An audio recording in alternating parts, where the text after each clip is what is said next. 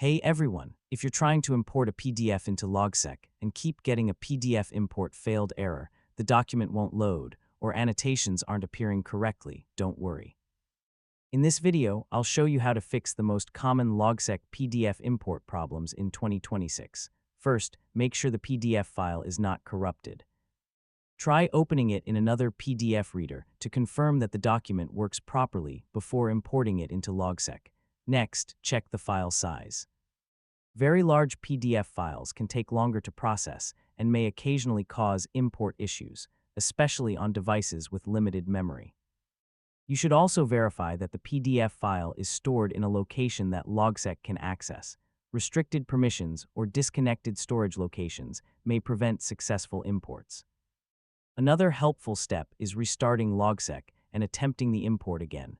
Temporary glitches can sometimes interfere with document processing. If you're using plugins related to PDFs or annotations, temporarily disable them and test the import feature again. A plugin conflict can occasionally cause import failures. And that's how to fix Logseq PDF import failed errors in 2026.